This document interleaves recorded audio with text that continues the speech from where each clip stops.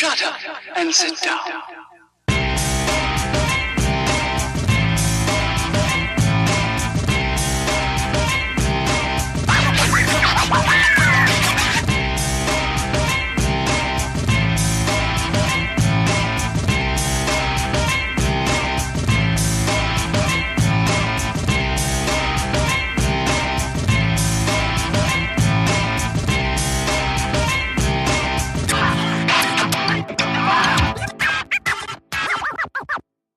Shut up and sit down.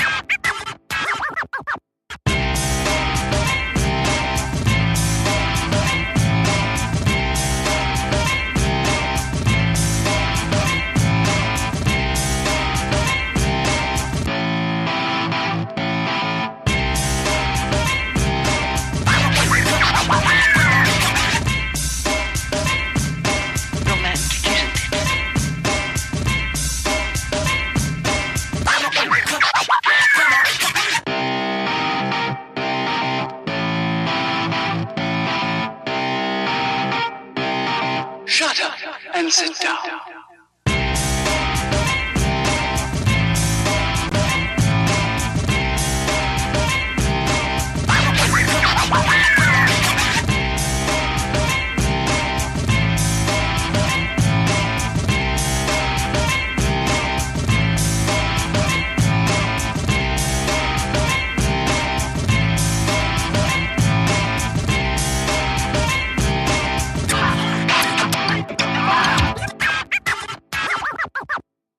Shut up and sit down.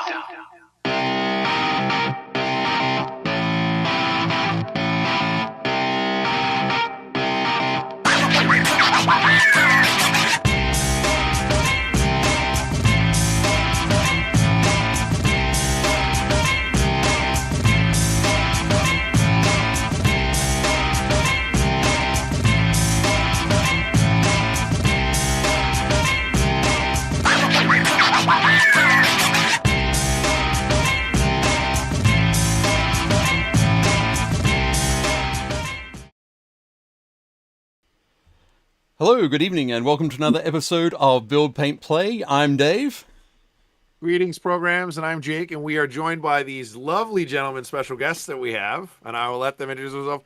We've got, Dave, make sure I'm right here. So, over me, we have John Shaffer. Yay! Hello. And then over here, Other way. we have... Other direction. Oh, this way? Yep. All right, so over here we have Jeff Smith. Hello. Awesome. We are here, and we've got a bunch of folks. Just quickly say hi to Dave Hummel. Whee! Says Dave. It's great to see you in the chat already. Jim is here. It should be an interesting change of pace, indeed. One of the important things that we've seen already pre-show is that we will be talking over each other. And then we'll stop and we'll say, pardon? Awesome. Scott is here as well. Earlier today on the Cult of Paint podcast, I explained that I had COVID and watched all 8 seasons of Game of Thrones in one calendar week. Nobody cared. Nobody cared. Oh, that's too bad. Wait, there are 8 seasons? No. Oh, I thought it was only 7. There are 7. But it is an amazing feat, isn't it, Patrick? Patrick's here. Absolutely fantastic. Uncle Necron. Oh, Mick Malazzi's here. Fantastic. From Australia. Must be nice and early there. I will check it on my world clock in a minute. Josh is here. I shall be painting. If you need any impromptu puns or jocularity inserted, please inform me. You'll hear when you're required there, Josh. For sure. Scott says, I thought we agreed to at least 25% screen space allocated to a pin vice, which is what we did for last week's show. We did talk about that. So just for you, I'm going to spin that over. We have the pin vice there, and I also, of course, now recognize that our display is not set. There we're almost setting it for. Wow, this is a really tough thing. Oh, there you go. That's a full screen, and now we're all cut in half. No, there we go. No, now it's only slightly cut in half. I'll get it right in a second. Maybe not. That's all good. So before we get started, I obviously want to have a big shout out to our sponsor, the Army Painter. We really appreciate those guys backing us up on this endeavor. We had a really fun meeting a couple of days ago. Dave and I did with Adam and Kat, and talked about some upcoming shows this year and some things we'd like to do. We'll square that away with them and give you guys some more info as we get closer to that. But a big shout out to them. There's a link below so you can see their stuff. You can get it at your friendly local game store. And if you can't, you should tell them they should order it. You can also order it from my store if you don't have a friendly local that's near you. We carry pin vices, which is featured on the screen right now. It's about that size in real life. For sure. Depends on what device you're looking at it on, though. If you're watching it on your 100-inch big screen. Yeah. It's a little smaller than that, then. Maybe just tinier. But yes, also on Friday they had their launch of their teaser video for the Warpaints Fanatics range. So it's a complete reworking of so much of the line, everything but the speed paint, which of course had speed paint 2.0. Jake and I have been fortunate enough to be able to test some of the colors. The test colors. So they sent us some which are super cool, very nice and creamy, great opacity. They flow really nicely. So we're excited to see some more. I think hopefully Jake and I will be getting the little social media kit which has 3 paints in it. Yep. We're excited to get those and have a test of those different things, and we'll when we test those, we'll let you know. We'll have to talk to Adam and Kat and see if they can send us like one of the deluxe Fanatic sets if they do that. Like, I'd be like, yeah, okay, I will paint my next army with just Army Painter. Like, I'll sign up for that. For sure. Should be definitely good. So thank you once again to the Army Painter. Chris is here. Hello, Chris. Evening, guys. We've got some photos from Chris's adventures in Horus Heresy later in the show. Very cool. So, guys, I think we will let's throw it to Jeff. What sort of hobby stuff have you been up to in the last week or so? I've been painting a lot of Dark Angels. Yeah. And I got a buddy of mine out in Arizona that is a Dark Angel player, much to my frustration. So I've been working on his Dark Angels, getting them squared away. I've got some Blood Bowl stuff I'm working on. Still working on my Fantastic Four giant vinyl kit, or my 3D printed guy. Cool. So yeah, but that's about it right now. Then of course I've been obsessed with writing a never-ending list change, and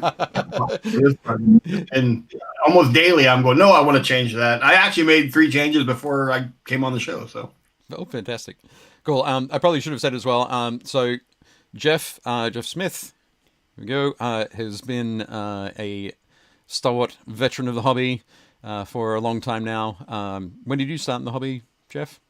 1988. 88. There we go. So just a year after the release of Rogue Trader.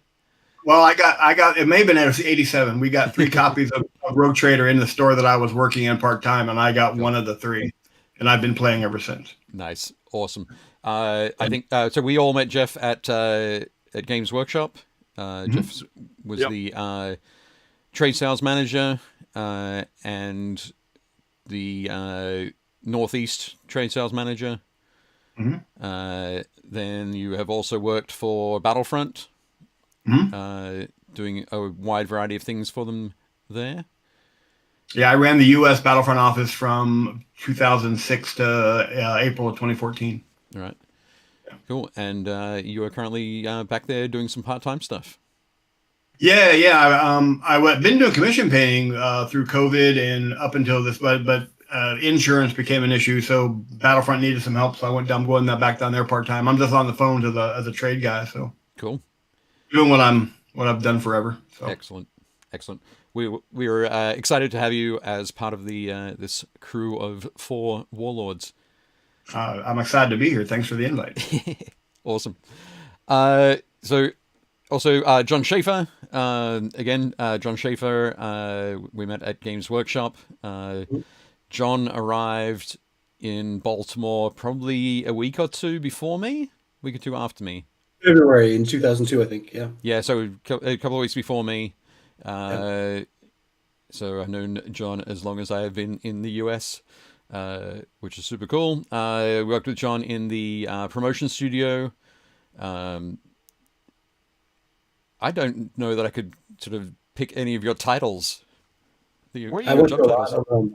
I was a graphic designer and a content manager and an events coordinator. I don't know, a bunch of different stuff. Mostly like working on White Dwarf, training for hobby stuff in stores, and event stuff like Games Day tables towards the end is what I was making. Yep. Cool. I think when I came on in 2003, and then I got promoted to a manager at the end of the year. So it was either end of 2003 or beginning of 2004. That's when I came down to the bunker and was spending all that time with Jeff Brooks. And that's when I met you guys. Sure. And if I remember correctly, when I was introduced, I believe you were the head of White Dwarf. And then that's how I met probably. Yeah. That's how I met like Dirty Steve was as the photographer, and then I met Dave at his desk and stuff like that. And I went out back in the trade team, and I think that's how I met Jeff. But yeah, like I was really fortunate being a bunker manager. They flew me down to HQ all the time because they wanted me and Brooks to be kind of like in lockstep with a lot of stuff we were doing. But it was really, really cool because even as just a store manager, I got way more exposure to like everybody that worked at HQ than anybody else. Because I have so many friends who were like, I was a store manager. How come I don't know these guys? And I was like, because I was at Glen Burnie like almost every other month for like close to 3 years. It was nuts. Yep. But yeah, there's some good times. I made a lot of good friends there. Like, you know, I don't regret it all. And people are even now, they're like, how do you know so-and-so? I'm like, because we worked at Games Workshop together. And they're like, how do you know this guy? I'm like, because we worked at Games Workshop together. Like, we're everywhere now. So many people. Yeah. And you just see them at events, and yeah, it's just we're all pretty close knit, I guess. Yeah. Excellent. And post GW, you worked for Fantasy Flight Games. Yeah, I worked for them for quite a while. Helped make Star Wars games, mostly the Legion and X-Wing and Armada, and Rune Wars were the other games. And then now I work for WizKids, making D&D and Star Trek stuff. And other things in the future, yeah. So it's lots of games, man. It's all just over 20 years in the gaming industry. I totaled it all up. It's pretty super cool.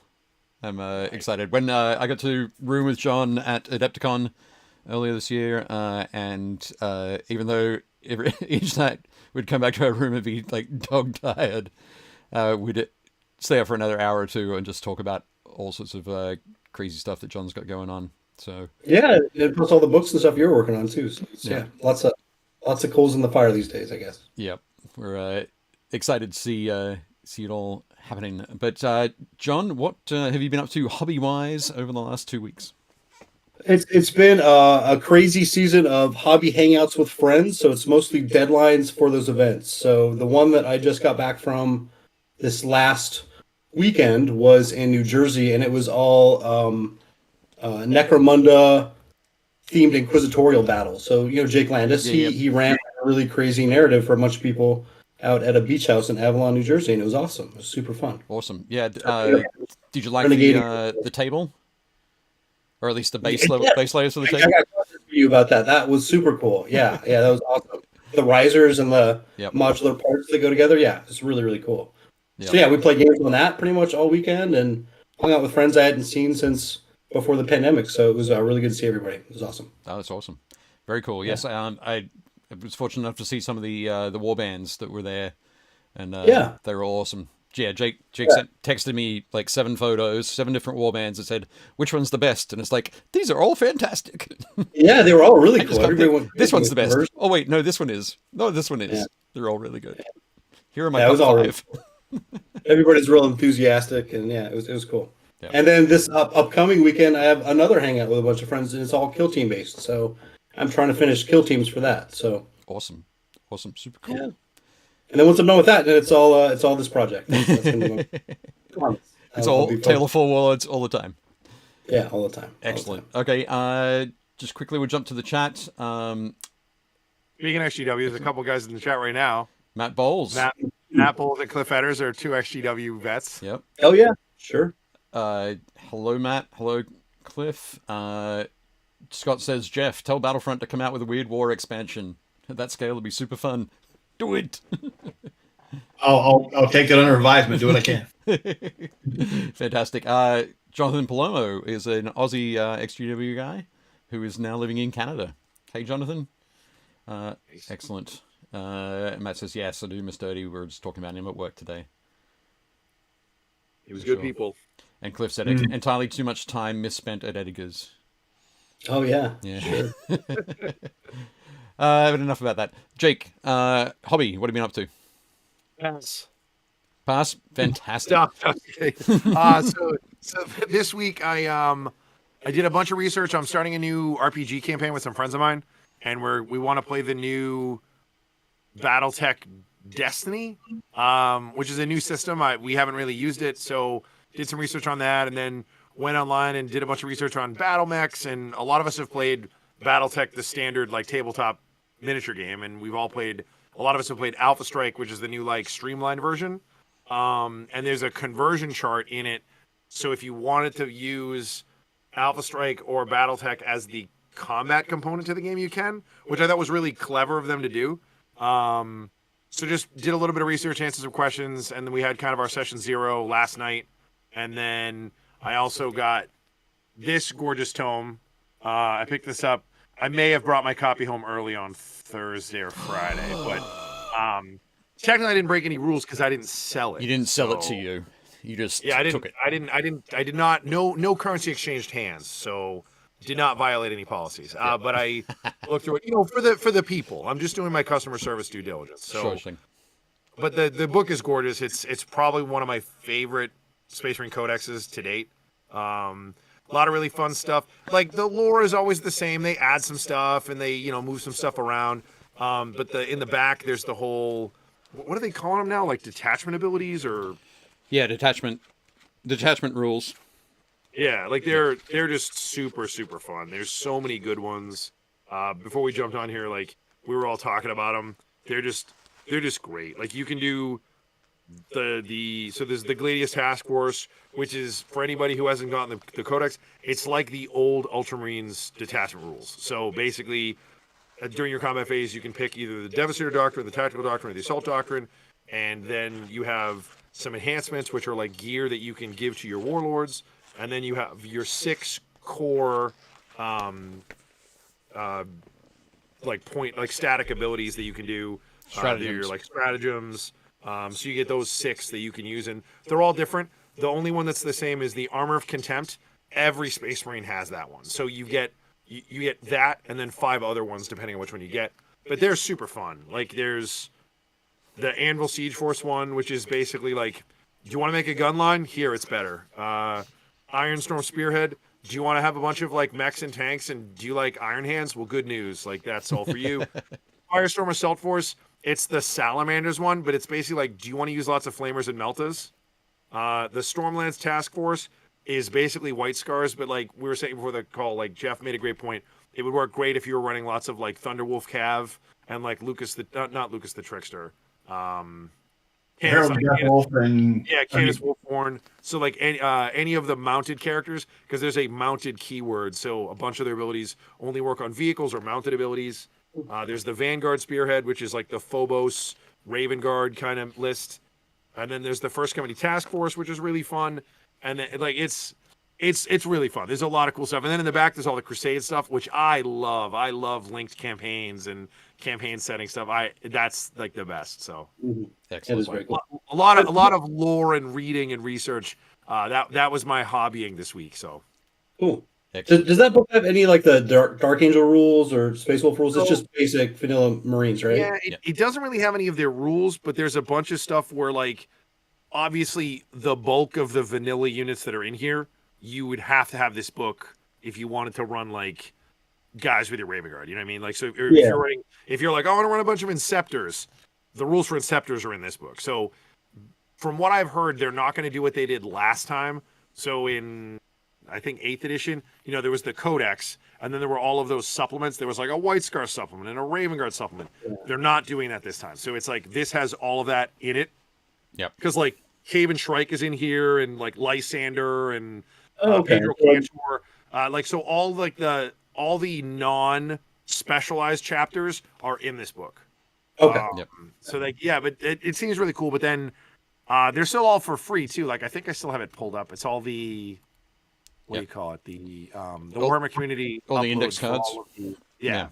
I mean, the other thing as well is like Dark Angels can, because they're Astartes, they have the keyword Astartes, you can pick any of those detachments. Yeah. You don't have to run it as just the Dark Angels detachment. Okay. Yeah, 100%. The online data sheets and then that book as well. Yeah. Yeah. And they all have the caveat at the beginning, which is you can run your army as this as long as you don't include any other keyword Astartes units. So like I could run all Dark Angels as long as I don't run Dante because he is not a Dark Angel. But I could also just run all Marines, and then as long as I run Pedro Cantor, I can give them all the Crimson Fist keyword if I want to, because his whole ability is he affects like friendly Astartes Crimson Fist units. So yeah, it's a really nice codex. It is, and it's beefy. It is. How many Good. pages is this? I didn't get mine earlier or anything, but I really enjoyed reading it so far. Yeah. I also got mine on Saturday. It's 250 pages, and then the other thing I like too is like they give you the digital code. So if you bought the book, you just automatically get the digital copy, which is great. Cool. Mm-hmm. Yep. Definitely good. Excellent. Okay. Well, I had a crazy bumper week of hobby. I played 4 games.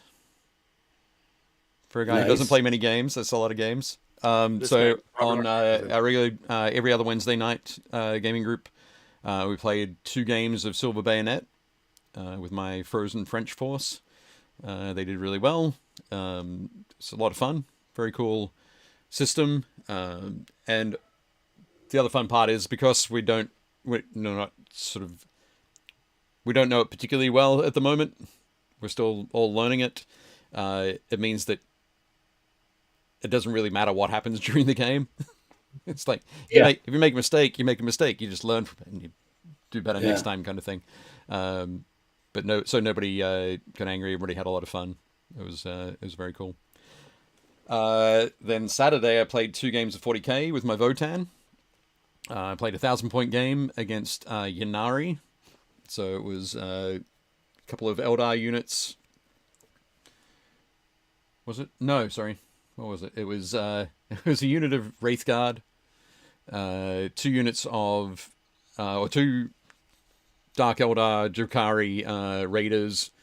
One of them had Cavalite Warriors. One had Witches.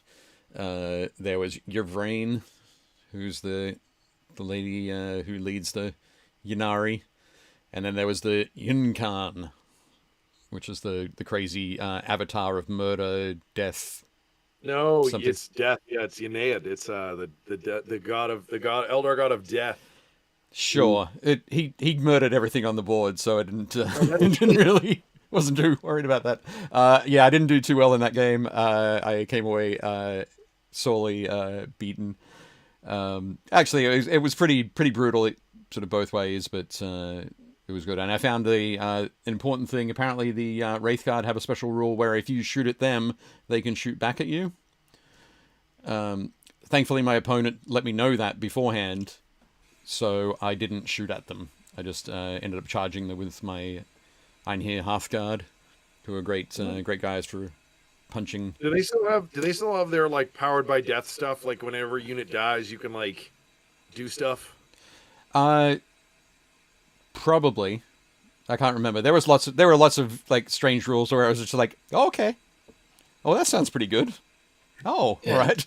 All our stuff, right? Yeah. Yep. It was like, oh, okay. The Incan has a special rule where if like a unit dies, any like from either side, he can sort of pop up where it died. Yep. He can teleport across the table. So yeah, that was one point where my champion died, but he had the Wayfarer's Grace enhancement, where you roll a 2+, he comes back to life.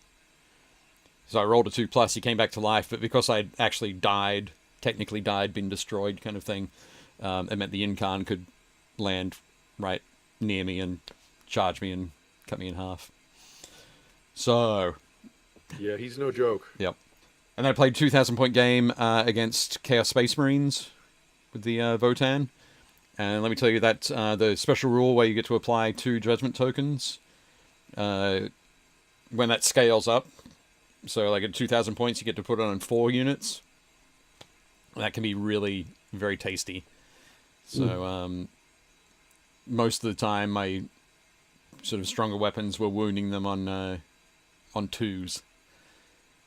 Which is pretty brutal. And Is that what judgment tokens do? Typically, they increase your chances to wound. judgment tokens, first judgment token gives us +1 to hit, and second judgment token is +1 to wound. It's basically Oath of Moment. It's basically it's similar. It's similar to it. It's not a reroll, but so if you're still rolling ones, you don't get to reroll those. But no, I managed to fairly savagely brutalize Chaos Space Marines army, and we called it at the end of turn 2. Oh wow! Nice. So yeah, it was. I had some incredible luck. I rolled a lot of 6s. My opponent rolled a lot of 1s. There was one point where he charged his Demon Prince in against the Sagittor, so the tiny little transport had the little las weapon on top, and he charged, and I went, I've got plenty of CPs here. I may as well Overwatch. 2 shots. I got 6s for both. It's sustained hits D3. Ended up getting 6 hits on him at strength 12, D6 damage. Oh wow! Yeah, it was brutal. I've been in a game with Dave where you have to wrap it up by turn 2. Turn 2. Yeah. It doesn't happen very often, but yeah, there are a couple of people it's happened against. But my my opponent was nice enough to, after the game, I said, "Do you have any of those the collector's edition or commemorative series Terminator Chaplains? Because there's one that I really want to get." And he was like, "Oh yeah, I think I have one of those over here." And so he sold it to me. Woo! Yay! So I have that to add to my army. I say sold because this does go for good money on eBay, and I didn't want to just say, "I beat your ass. Now give me that." I had one, and 2 years ago, I have a whole bunch of gaming buddies that we play every year at Adepticon, and we did like a Secret Santa. So we all like kind of exchanged numbers, and like the guy who I got, he's friends with Chris and Brian and all these guys in here. Yep. He wanted that chaplain painted up for his army, so it's unavailable. And I was like, "Oh, he wants a Terminator chaplain. Like, I don't care." So I cracked him open, built him, and sent it to him. But it was a lot of fun doing that. Yeah. So I was like, I'm never gonna run this guy. Like I run chaplains all the time. Yep. Never in Terminator armor. It's always like with jump packs. Like I was like, I'm never gonna use him. Excellent. I think for this this army that we've got coming up, I'm going to have so many chaplains. It's going to be ludicrous. Do they still? I think they still have the rule where you can't. It's still like everything still has a cap of 3. Probably. Yeah. So, but I mean, they're all different. Like Primaris chaplain, chaplain on bike, chaplain on Terminator. They're different data sheets. Oh yeah, I can have 3 of each of them. Yeah. It's absolutely fine. You can't run like 4 Terminator chaplains. No. I wouldn't do that. That's ridiculous. 3 is plenty. Is that true for dedicated transports too, like drop pods and rhinos? I think for transports, I don't think transports have that. Dedicated transports, I don't think have that rule. That's good. I think drop pods do because they're not specifically a dedicated transport. Yeah. Okay. Anyway, Gotcha. I could be wrong, but yeah. Anyway, so that's all the hobby. Lots of fun. I also bought lots of Space Marine stuff, so super cool, and painted some. So let's talk about Tale of Four Warlords. When Jake and I originally started talking about it, I was calling it Tale of Four Gamers. Jake would always call it Tale of Four Warlords. And then it was like, okay, well, let's see who can adapt the fastest. So I just changed my mind. I don't know what the difference is between the two, but There isn't really. One of them, I think the original ones that were done back in like 97, 98 were Tale of Four Gamers. And probably the more like mid 2000 through to now have been Tale of Four Warlords. I've got no idea. There's no real difference. Right. Warlord sounds cooler than Gamers, right? I agree. I was like, why would we- Fantastic. But Jonathan Plomo mentioned earlier, I don't think people really know how old the idea of Tale of Four Gamers actually is. So I Been around a while. will let people know that in the original Tale of Four Gamers, one of the players was Roy Barber. One of the gamers was Roy Barber, who was collecting Skaven. He was my roommate for a short period of time in Australia. And Paul Sawyer was collecting Chaos for Warhammer Fantasy. And I think in one of the episodes, not episodes, what do you call them? Chapters, Issues? one of the articles. Installments. Pardon? Installments, yeah. Installments is a good one. You see him at a store with his daughter. His daughter has, like, I think pre-pandemic she graduated from college, so that gives you an idea of how old we are. Anyway, so yeah, we wanted to do something where we can get four fun people together, but that didn't work out, so we just got us.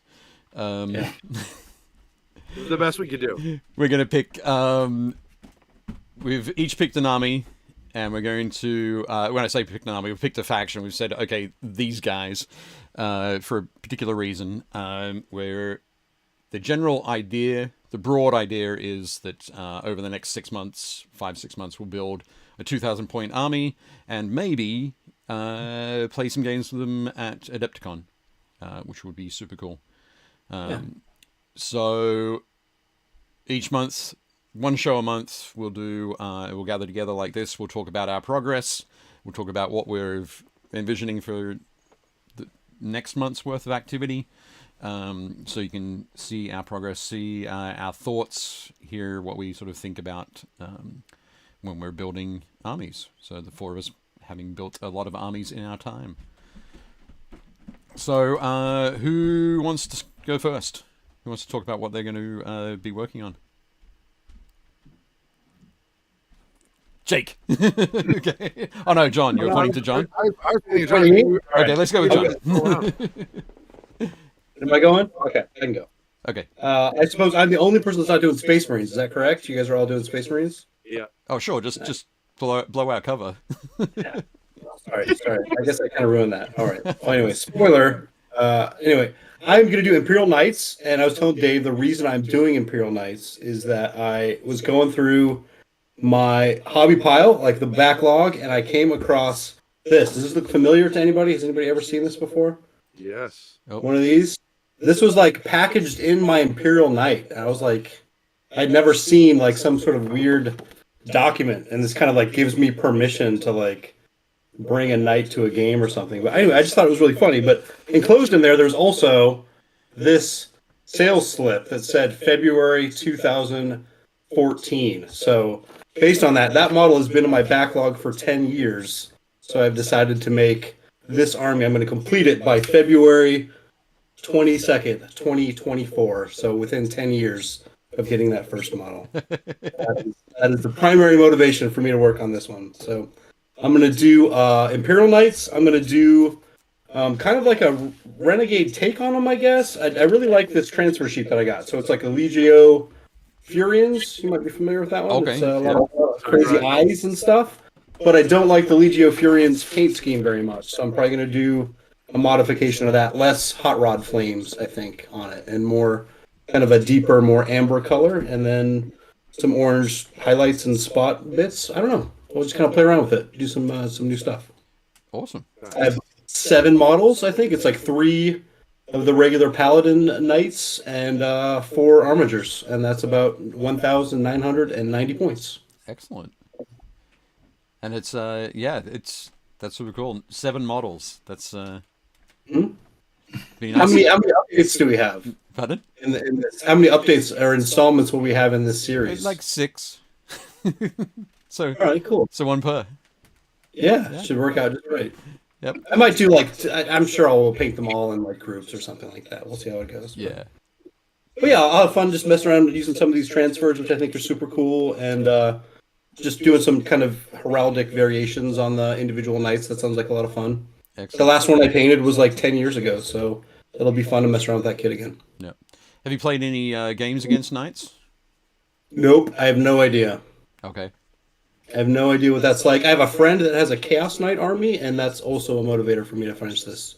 Right. I kind of feel like playing a knight army, like I feel a little guilty like playing it against some people, because if they don't have the right tools to fight against it, they won't have a very good time. Right. So I'm somewhat apprehensive, I guess, about working on knights like as a gaming project, but as a hobby project, yeah, I just want to paint robots. That'll be sweet. Yep. No, for sure. I think it's a gaming thing. You just need to make sure that your opponents know that what they've got coming up against them.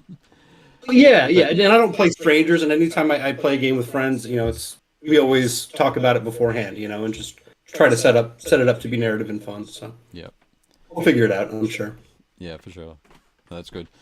So, what do you think is going to be your first unit that you'll do? Is it going to be the guy from the box? 2 Armigers? Yeah, I'll do 2 Armigers, and then I'll do Paladin or whatever, Questoris Knight. I'm not sure exactly. I can't remember what that chassis is called. And then 2 Armigers and another, and then I'll save the leader for the last. Yeah. Yeah, the basic one is the Questoris chassis. Yeah, that's it. Then you've got the variants, the Paladin, the Errant, the Warden, all that sort of stuff. The Crusader. Yeah. Yeah, the Crusader. That's super cool. The Crusaders. Yeah. I own 3 knights, and I got them way back in the day. Remember when GW made that I think it was that box called Renegade, and it came with a Loyalist Knight and a Chaos Knight and like a bunch of terrain and stuff.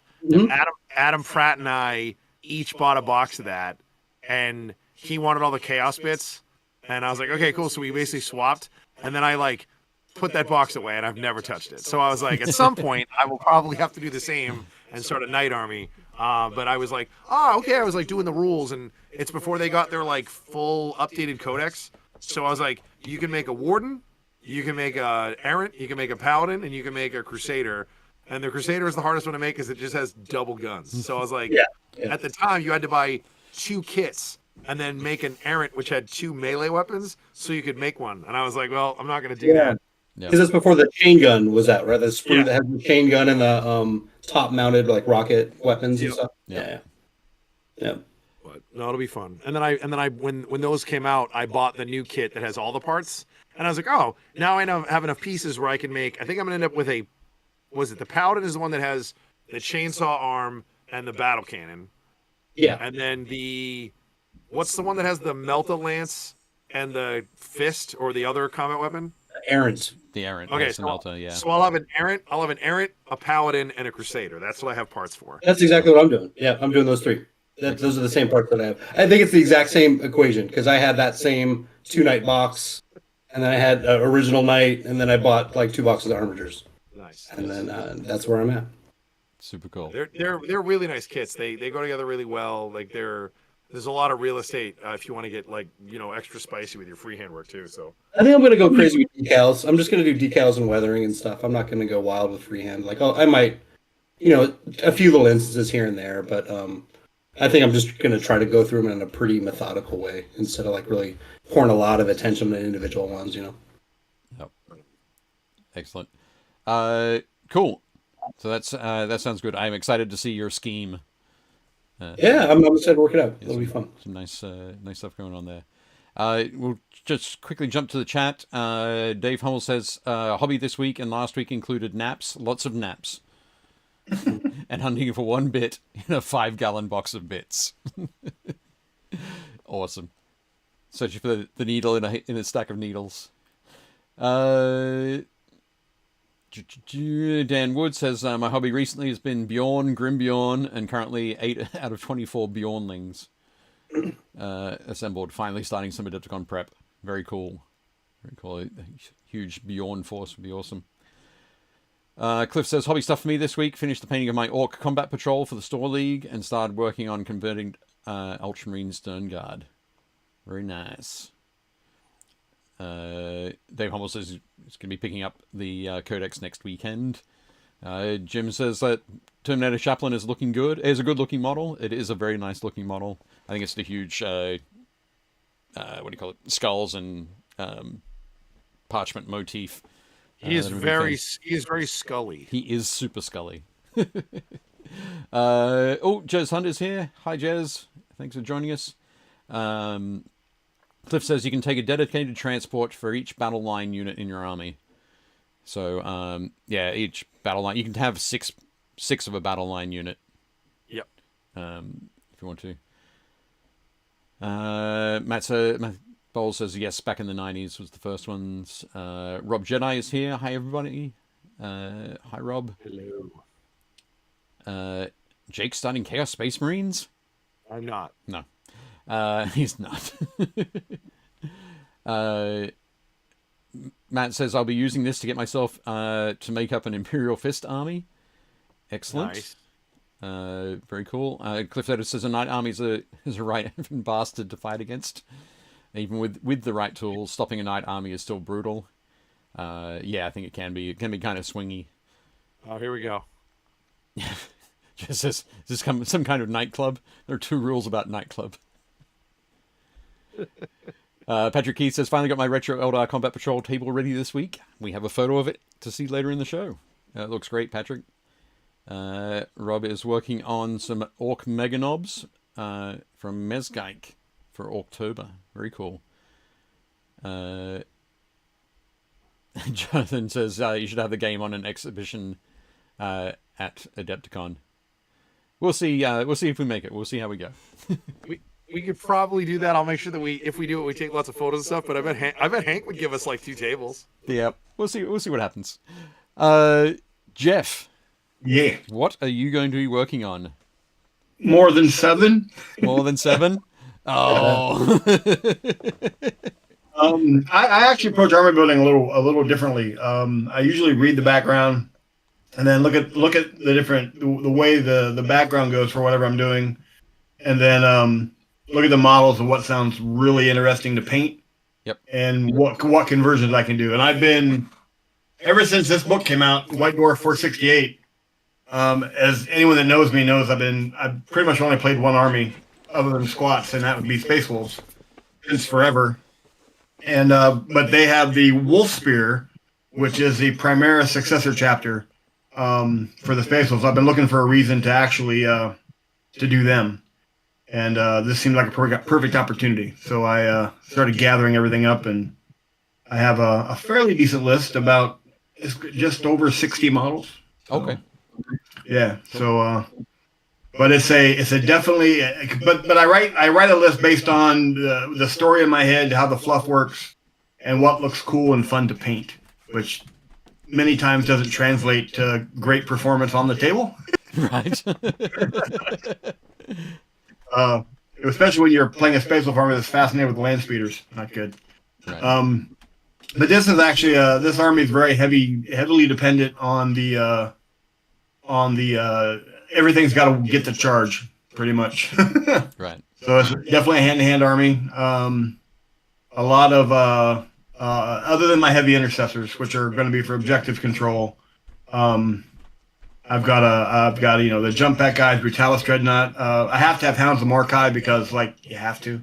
They look awesome. Yeah, they're just great. Hounds of Mordecai are they're a specialized Reaver unit. They're like an anti-psyker Reaver unit. Yeah, they're based on you can have Reavers in a Space Wolf army, but the Hounds of Mordecai are actually anti-psyker troops. They come with a heavy bolt pistol and a combat knife, and that's it. right. But they can pick a psyker out of a unit. They can also, if they're within 12, they can do I have it here written down here. They can actually battle shock a unit just from being within 12 inches of them. Okay. Just because of their reputation.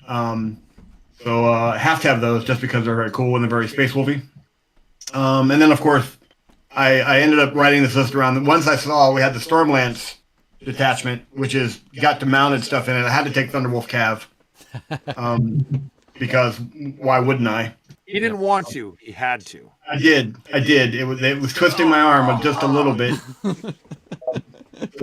Not really. The minute I read it, I was like, well, here's the amazing part. I originally started writing the list before the Space Marine Codex came out, so I was using the standard, is it Gladius detachment? Yep.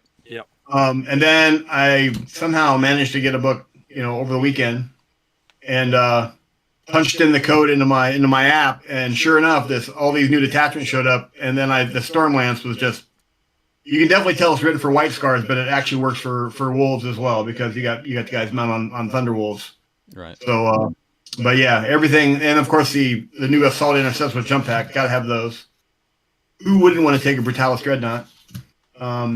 Inceptor Squad is for that lovely meteoric descent. You gotta have that, and then a Terminator Squad. Stormfang gunship, which actually has a transport capacity of 6, which, by the way, which is where my Hounds of Mordecai will be hiding. Cool. Getting closer. A Termi squad, so I pretty much got all the bases covered, but it pretty much 60 to 70% of the army has got to get the charge to be to take advantage of what they can do. So, right. But I love the paint scheme. They're a Gray Seer Gray with Dark Reaper shadows and Wolfland Gray highlights. I already started working on my Stormfang. Cool. So yeah, so it's gonna be interesting, but it's a good army, and I like the way it plays out.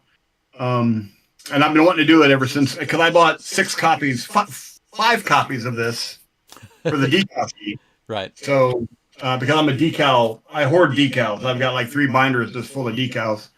So I wanted this was a reason to do it, because I was going to use them for Kill Team initially, but this seemed like a better way to go. So, awesome. And I love playing Space Wolves, but I have painted a lot of Space Wolves. Yeah. So having the change up would be nice. So yeah, that's where I'm at. What color are they? They're Gray Seer Gray is their base, and then in basically the shadows you shadow them with Dark Reaper according to the guide in the book. Their helmets or their backpacks are black, with Dark Reaper edge highlights, and then you basically do your edge highlighting on your armor in Ulfwyn Gray. So they're really light in their armor color. And they're not they don't have a home world. They're a spacefaring chapter, or they basically are. There are 7 what they call alpha leaders, which are basically Jarls.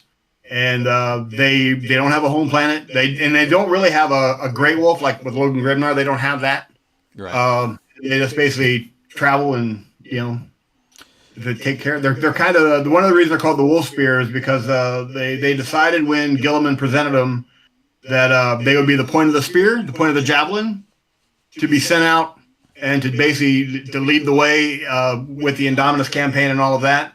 But the other side of that coin is, as we all know, the spear that Russ got from the Emperor, he was very apprehensive about.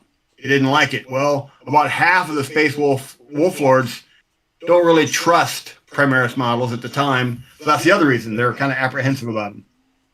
Right. So, yeah. But it can take pretty much anything that a Space Wolf army can take, even Wolfen, because Gilliman said that they'd removed the genetic defect, but then shortly after they were turned over to Grimnar, they started having Wolfen appear. So okay. They started suffering from it. But I like the background behind it, and I like the way they play. And I've kind of they're hunters. They stalk their prey like a wolf pack. I mean, even more so than the Space Wolves. And I've written an army kind of to reflect that. And I'm started the short story tonight. I can always write a short story about every army that I do. Yep. So I just started a short story, naming the characters and kind of getting together a storyline. So cool. Yeah. Awesome. So what do you think? So the Stormfang gunship is going to be obviously part of that first thing. What else do you think you might paint? The Stormfang gunship and the Hounds of Mordecai are where I'm going to start. Okay. But I've broken it down to about 500 point chunks. And then I've got, I think somebody at Pop Goes the Monkey got a bonus today for all the extra material that I bought for conversion work. So cause I'm planning on pretty much every model with the exception of the Terminators. Everything else is going to have some kind of conversion aspect to it. Cool. So yeah, but yeah, I ordered a bunch of stuff from Pop Goes the Monkey and some other. I got some other stuff around.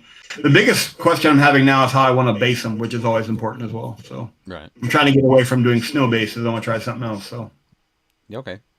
yeah, so Nice. but I'm looking forward to it. It's gonna be a lot of fun. Definitely. Jumping to the chat. Where are we? Rob Jedi says, oh, Yeah, an Immortan Joe Orc Warboss from Wargame Exclusive is something he's working on. is another one. In one Joe Orc War Boss, that'd be a pretty crazy thing to see. I'd like to see an orc version of the Giga Horse in Morton Joe's car. I've said for years since that movie came out, I thought it'd be really, really fun to do an orc army where you take all the orc vehicles and you could make like the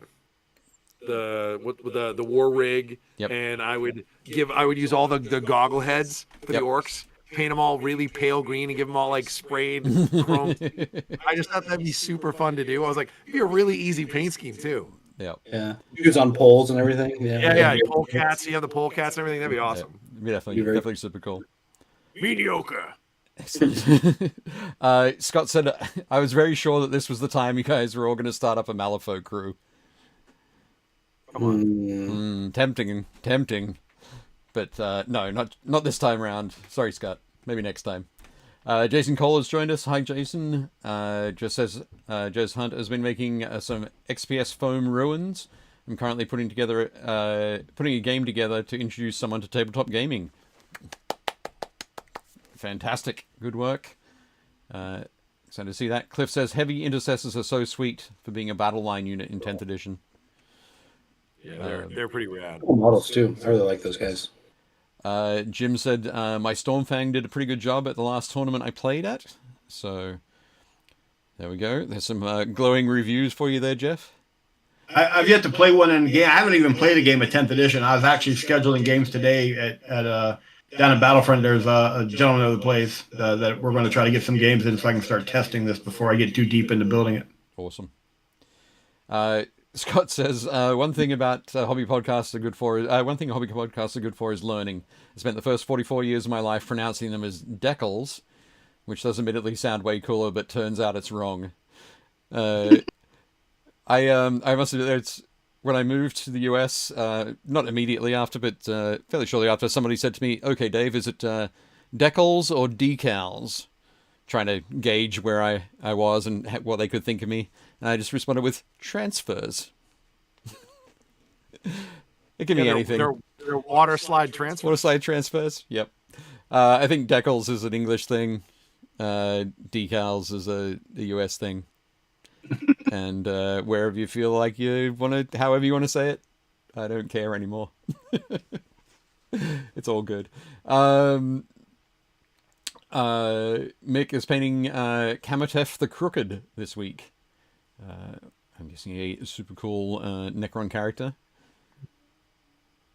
Excellent. And Jez says, I worked with the biker tech and costume folks off Fury Road a couple of years ago. Awesome movie and great makers. They are super cool makers. Absolutely fantastic. We'll have to talk about that at some stage, Jez. Is it pronounced data or data? It's data, I guess. Data. Or data. Okay, sorry, yeah. I don't know. It depends on if you're in Star Trek or Star Wars. But anyway. Okay. It says, hey, Jeff, you should consider doing 5-man squads of Infernus Marines for objective lurking. They're good. The craziest thing I found in the current edition is, so you take like 3 aggressors with Flamestorm gauntlets, and you put that new heavy apothecary and the Gravis armor with them, yep. And then you just park them on something, and they will never die. Because anybody who's dumb enough to get within 18 is going to get hit with flamethrowers. Yep. That auto hit, and they get like 2 shots each, so that's 6 of them. And then anybody who decides to charge them, they get to overwatch you with flamethrowers, which means they auto hit, and then they're all armed with power fists. Like that unit will just never go away. And every turn, if you get lucky and kill one, the apothecary's like, I bring one back. I was like, oh god. I was like, I'm not gonna run that unit. That just seems awful. It seems painful. They originally were in my army, but I painted so many Dark Angel Infernus models that I kind of no, I'm done. Yeah. I need something new. Jonathan Plomo says, very happy to hear the bases sand snow for the wolves. Took my wolves to Adepticon and they didn't have snow bases. Space wolves don't always battle on snowy terrain. Yeah, just usually. Well, They carry buckets of it and they put it on the ground before they get there. It has to happen that way. Snow from Fenris. It has to be that way. They hire the folks from Game of Thrones. Yeah, absolutely. Sprinkle the snow. Their motto: "Winter is here, not winter is coming." Excellent. That's cool. Okay, Jake, what are you going to be doing? So like I said, I narrowed it down to 3. So the 3 choices, and maybe you guys can help me pick. After going through the book and writing it out and actually pricing it out, I kind of did the John mode, which I was like, what do I have that I need to finish? And I have enough pieces that I could technically build 2 of these armies almost today. I could build like a chunk of it out of what I have still in boxes. So the first one is, it's going to be a Vanguard force. So I'm going to paint them as Alpha Legion. They're going to be all like metallic. But I can do, it would be Shrike and 10 of the new Assault Intercessors. And his rules are really cool. So he has the lone operative ability, which means that unless he's the closest model and he's within 12, you can't shoot at him. And then his special ability, which is insane, is he confers that ability to any squad that he's with. So I'm going to put him with a unit of 10 jump marines and just be like, you can't shoot them. They don't exist. They're essentially shrouded on the board. They're not there. So then the whole rest of the army is the Phobos keywords. So it's like a Phobos captain with incursors, a Phobos librarian, and a Phobos lieutenant with 10 reavers. And then they'll get to infiltrate. And then I can scout them as well, which is insane. And then there's another reaver lieutenant with 10 reavers. And they'll get to scout and hidden deploy. And then I'm going to do the guy that came in the new Leviathan box. Yep. The guy with the combat knives. Tyranid Hunter. Yep. Like, he's really fun. He has lone operative by himself, which is kind of gross. So I'll put him in there. And then I've got 3 units of eliminators that'll just, like, sit somewhere. And they'll be my fire base, because this army does not have a lot of shooting. And then 3 Invictor warsuits. So they get to deploy, and then they get to scout move. And then their cool ability is if you shoot at any models that have the Phobos keyword, if they're within range, they just return fire. So I was like, oh, that's kind of cool. It's just like a free time. I get to shoot at you whenever you shoot at anything in my army. And then with the Phobos keyword, it's any models that are more than 12 inches away from you get -1 to hit. So if you're shooting at anything in my army, it's -1, and there are 2 units you can't shoot at. So I was like, that'd be kind of neat. And I own a bunch of it. Like I think I have like 2 boxes of Reavers. I know I have the Reaver Lieutenant. I have the Phobos Librarian. I have the Phobos Captain. None of it's built, but I own it all. And I have 1 thing of Eliminators. So that's option 1. And then option 2 is the Blood Angels, which we talked about, which is I was going to recreate the army that I've run in basically 3rd edition, 4th edition, 5th edition, 6th edition, 7th edition, but it'll all be Primaris scale. So it'll be the new Dante with a bunch of jump assault marines, and then 2 new sanguinary priests with jump packs, and then they're each with 2 lieutenants with jump packs, and they're with 2 10-man squads of jump marines, and I'll just go from firstborn assault marines to the new assault intercessors, and then Lamardes with a jump pack and 10 Death Company with jump packs. And then either 3 suppressors, 3 units of suppressors, or a Storm Raven, and then a Brutalis and a Librarian Dreadnought. So that list will be pretty good.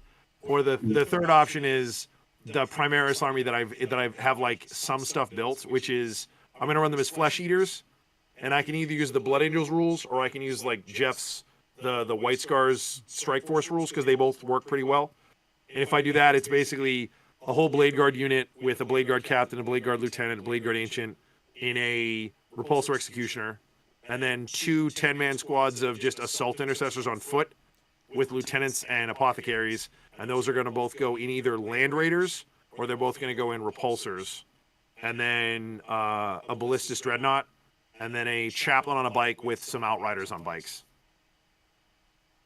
Cool. That list seems pretty fun. And a bunch of the guys that I've talked to that play all the time are like, oh, like they're all meta dudes, and I'm like, I don't usually follow that, but they're like, oh, that list is gonna be so hard to deal with. And I was like, really? They're like, yeah, you have infantry that all hits super hard, but like you can't shoot at any of them because they're all in vehicles. And they're like, killing one repulsor is like a lot of work, and you're gonna run 3 repulsors. And I was like, the only weird thing is like the only thing I don't like is if I take the land raiders, they can assault out of them because they have the assault ramps. And if I take the repulsors, they can get onto them really fast. And I was like, I don't see how that's going to help me, but I don't know. I might swap out the 2 repulsors for land raiders just so I can assault out of them. Right. But they're both good. But then the white scars have that weird rule where like you can still charge after advancing. So it's almost better to stick with the repulsors because then I can move their full 12, add, I think for vehicles it's what? It's like add 6. So I add 6 to that. So they can move 18 and then get out and then assault. That sounds gross. Yeah, it's pretty insane. So, yep. We'll see.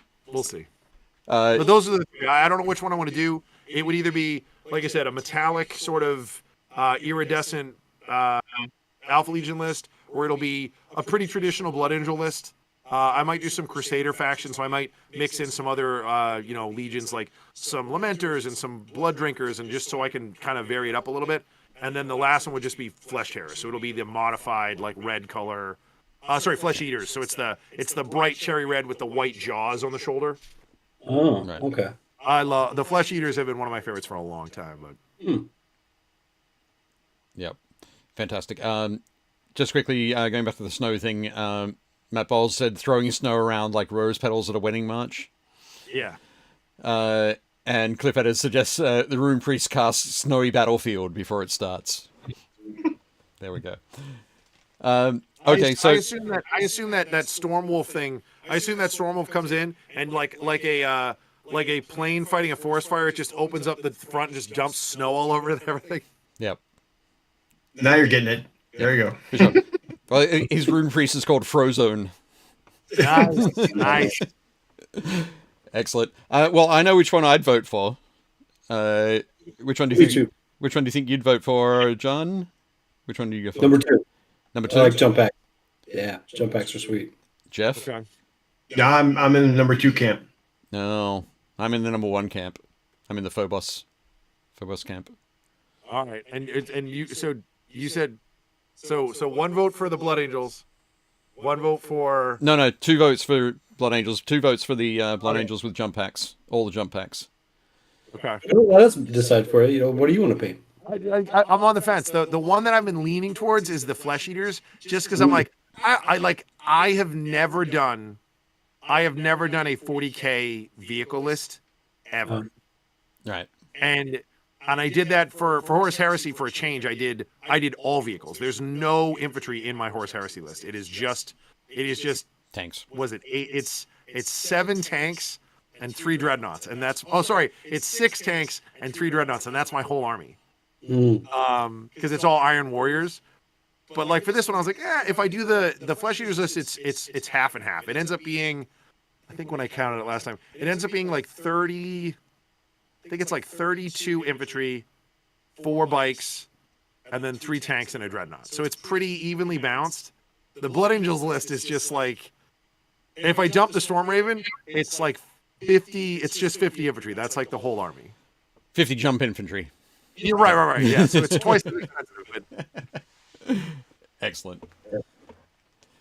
And then the Phobos list is completely opposite. There's no vehicles other than the 3 Invictors. It's just all like infantry. And then because they're Phobos, they're way cheaper. Like a lot of the units are less, so I end up having more units. Yep. That one's what? 11, 22, 33, 44, 45, 48, 51, 56. So while you're That's counting being up, 50. Jim LaCour says Raven Guard Primaris with the Mark 6 beaky helmets from Age of Darkness could be interesting. Jake, but who are we kidding? You're going to do Blood Angels. Jim also said do something with those Flesh Eaters. They've been feeling neglected in that case. Yeah, that's true. That was the main reason I was like, I've got one unit in there. Maybe I should. Yep. And Matt Ball says, Jake, use this to get through some of the stuff you already own. Yeah, that's true. I mean, that's the whole plan. Like, Okay. out of everything, the Blood Angel list would be the hardest for me to do because I don't own any of the new jump troops. I deliberately was like, I haven't bought any of those. The other two lists, I already have probably 40%, 50% of the list. Okay. Well, Jake, we're going to give you 30 minutes. And at the end of 30 minutes, you'll need to decide. Fine. Even if you have to like throw them up in the air and whichever one lands on top. No, I'm gonna do the Flesh Eaters list. Oh, okay. It's Blood Angels adjacent. I will do the Flesh Eaters. That'll be a fun list. Okay, cool. Get that wonderful mix. They're gonna be super gory. They're gonna be like loyalist world eaters, basically. Nice. Nice. That's cool. Excellent. Cool. So should I talk about my stuff now? Yeah. What do you got? What are you doing? Okay. I am doing. I've been talking about it. To be fair, guys, he's cheating because in front of him, he already has most of this. There's like 30 Marines there and a chaplain and. Dave has to do 5,000 points, whereas we all have to do 2,000. So yeah, I work my army building a bit different to Jake. Jake and I have discussed this before, but where basically I go, okay, what do I like? What do I want to have? What do I want to paint? What do I think will look cool on my shelf? Very rarely do I think what will be super cool in the game, or do I dial in a super focused list to start with. The focus lists come later. So I had the Indominus box, and I hadn't done anything with any of the Primaris Marines in that. I got the Leviathan box from Jake earlier this year, so I had all the Marines in that. So they were form the core of a Marine list. I've talked on the show before about how I want to do this army that is inspired by my trip to Iceland. I love the colors, the grays and the deep sea greens, that kind of thing. The black, all the colors of Iceland, and the place names and some of that Nordic kind of language. Initially, I was like, I can do them as a Space Wolf successor chapter. But when I learned more about the Icelandic heritage, there wasn't actually a lot of like Viking activity or reaving going on. That's just what they want you to do. That's what they want you to. That's what they want me to think. Yeah. Mission achieved. Awesome, harmless propaganda. So it definitely worked. So that's why I'm going with the spear as a focal point for the upper echelons of the army. So all of my Blade Guard veterans, I think we've seen those before. Switch out the power swords, or extended the power swords with halberds there, so making spears. My captain's got spears. My Terminator captain, spear. Nice. Because the spear is a bit more of that defensive weapon. So I didn't want to do the axes or the swords sort of approach. So that's not consistent across the army, of course, because I'm just messing around with it, getting started. So I couldn't help myself. I had to get started, and at the moment, I think I've painted up about 700 and some points. Unit of intercessors, assault intercessors. Actually, I'll just quickly show a picture of the intercessors here. So we should have that coming up in a second. I've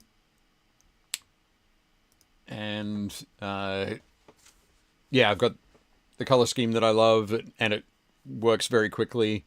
I use the sort of the thick round dry brushes to apply the base colors and the sort of working up from there. I'm using some of the Proacryl Deep Sea Ben. It's one of their signature series paints from Ben Comets. which is a fantastic base color for it. Then working it up through some uniform gray and that kind of thing from the Army Painter, so got a good mix there. And yeah, and I was chatting about it with a friend of mine, Thomas Wynn. I think you know him, John. Yeah. And sure.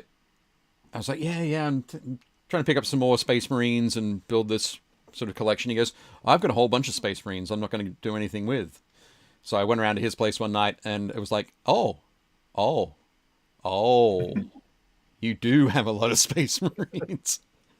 So we made a deal. I'm painting up a whole bunch of stuff for him, and I gave him a big chunk of cash. So now I have a big list of Space Marines. Dave had to make 2 trips. He filled up his car twice. Almost. So so in the end, I'm going to build a huge collection, and then I'll be able to work on different types. I'll hopefully be able to play maybe not each of the different types of detachments, but at least put together a bunch of them in a nice kind of approach. So what I did, so obviously I'm not going to count these. I count these towards the final army, but not for the progress. 5,000 points, Dave. You have to do 5,000 points. What's that? You have to do 5,000 points. Okay. Sure. Oh, good. Yeah, well, okay, whatever. It's fine. Make him paint with his left hand. Yeah. Well, that's what I hold. That's what I hold the models with, right? That's what I hold the. That's what I hold the. There we go. Well, that's what the left hand is doing. I'm going to stop you for a minute, Dave, because you and I don't know if it's going to be a problem, but remember all the conversion work I said I had? Yeah. They're all going to be carrying spears. Oh wow. Okay. Well, of course, a wolf spear. Yeah. No, that won't be a problem. Yeah. That won't be a problem. All right. Yeah. No, I think that's going to be great. You'll have way more spears than I do, even though I have more models in the army. Yeah, very true. So yeah, you will be the winner of the spears. Well, I got these shields that have the spear notch in the top corner. Yep. All right. And I'm wanting to convert all my Thunderwolf Cav to have the shield up with the spear coming through it like a lance. Oh, awesome. Nice. Yeah, so that's one of the plans. So when you said spears, I'm going, oh wow. Well, and you did talk about your army. Was it the wolf spear chapter first? Yeah. So I'm riding on your coattails, my friend. I'm riding on your coattails. Well, I'm going to throw some models your way. Can you knock them out for me? Save me some time. See how I go. Again, like the best comment, Matt Bowles is like, it really worries me when he hears 5,000 points and Dave's like, okay. Yeah, it's one of those things. I want to paint. Well, my Votan army is 2,000 points because I've painted all the things that I wanted to paint for it. It's just that there aren't more things to paint for it, right? Kind of thing. So you gotta add those squat prospectors. Well, yeah. Today I got an email from Forge World saying, "Hey, the exosuit, the driller exosuit, is back in stock because it's been in my cart for 2 months where it's been out of stock." But with a stack of cards, index cards, the shiny gold ones like that, that big, there are a lot of units to, like, you could quite happily like take half of these cards and throw them away and still have a vast number of models to paint. Yeah. I'd be willing to bet that between you, me, and Jeff, we probably could have split one box of those cards because I don't think any of us are running the same units. It's probably going to be pretty similar. I think you're right. Yeah, we could have done that. But so what I've done is I've broken the list of models that I have, and there's maybe 3 or 4 models or units in here that I don't have that I want to add. But otherwise, I do have most of these. I have drop pods in there. I've got 3 drop pods. I was lucky enough to discover that I had 3 drop pods left over from my Ultramarines project 10 years ago. No, longer. 15 years ago. So, that's good. But, so I've arranged them into groupings, and I thought we'd let the chat decide which group I focus on for the next month. So, does that sound pretty reasonable? Could be fun. Sure. Oh, sure. Yep. So I have the names for the groups are Stompy, Speedy, Bulky, Sneezy, Doc. No, just kidding. Okay, so Stompy, Speedy, Bulky, Experienced, Hold the Line, and Tanks. Okay. What I won't do is I won't reveal the whole lot of these, what's in each of those tonight. But basically, there are things like, so Bulky has the Gravis armor stuff in it. So Eradicators, Inceptors, that kind of thing. Experienced has the veteran units, Blade Guards, Stone Guard, that kind of thing. Stompy has the Dreadnoughts, or the Dreadnought adjacent things. I figured. Speedy has bikes and land speeders and drop pods. Tanks. Anyone Tanks, want to guess? I'm gonna guess. Pun? Guess. Yes, tanks. And Hold the Line has the rest of my battle line units in it. So Unfortunately, right now we have two for tanks, one for experience, one for bulky, or two for bulky, one for hold the line, speedy, one for speedy. Scott says Speedy always goes first. So to let you know, there's 4 or 5 models in Stompy. I built one of them. I have to build the others and get them going. Speedy, I've got probably most of those to build. Experienced, I think everybody's built, except for the Terminator Chaplains, now that I have 2 of them. Bulky, everybody except the last 6 aggressors are built. Tanks, none of those are built, but there are 6 of them. And then Hold the Line, almost everybody's built there. There's about another 30 odd models. So